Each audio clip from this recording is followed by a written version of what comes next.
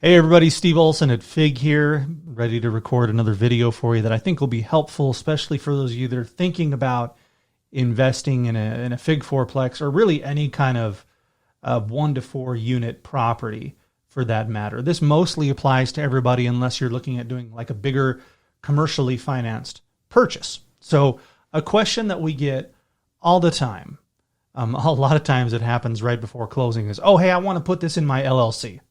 Should I do that or can I do that? Right? Very common question. I'm going to answer it to the best of my ability, and I'm going to put a big old asterisk on it right now. I'm not an attorney, right? Talk to your attorney.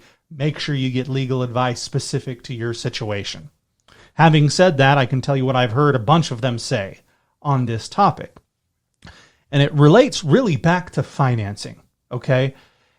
If you do any kind of searching online, you're going to find articles and people saying that if you take your property that you financed in your name, Jane Smith, and you move it into an LLC, you switch the title over via a quitclaim deed or a warranty deed, right?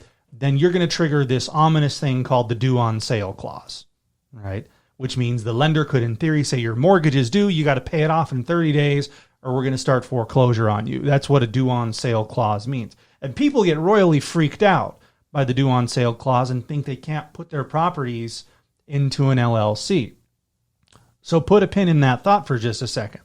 There's a reason you can't close the property in the name of the LLC to start, because when we use Fourplex as an investment vehicle, generally the best way to do it is through true 30-year fixed rate financing. We would call that conventional financing. To make it a little bit more efficient for our video, we're going to call it Fannie Mae financing, or Fannie loans is what I'll call them.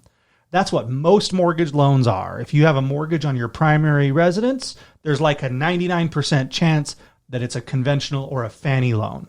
We'll call it that. So those loans are dedicated for individuals, for Jane Smith, not Jane Smith LLC, right? Just Jane Smith. So if you come in with an LLC and you want to get this Fannie Mae financing, well, Jane Smith LLC isn't a person. It has no credit history. It's not going to qualify for the loan. That would need to be a commercial loan, and it would kind of defeat the purpose of what you're trying to do here. So the idea is Jane Smith closes in her name. And when the purchase is completed, right, the property is built, because you're going to get the construction loan in the name of Jane Smith, refinance it into your long-term Fannie Mae loan in the name of Jane Smith.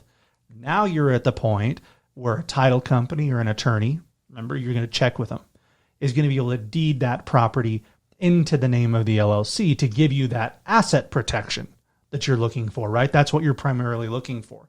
Now, Jane Smith is still going to be on the hook for the loan. If she stops making the mortgage payments, the property gets foreclosed. Who does the bank come after? Jane, because she assigned the loan.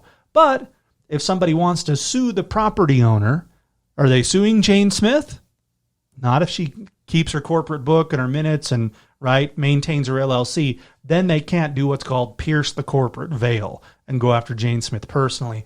All they can go after is the property, right? So we get asked, will it trigger the due on sale clause? Number one, talk to your attorney on that. But I view that as, it's like jaywalking in the middle of Nebraska at 2 a.m., right?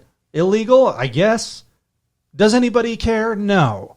In my opinion, there's one thing that gets lenders to trigger a due on sale clause. That's not paying the mortgage. That'll get their attention. As long as that mortgage is getting paid, nobody really cares. Talk to your attorney to confirm. That's my 2 cents. I've done this process a bunch of times myself, and I've seen clients do it at least 1,000 times, and it works pretty well.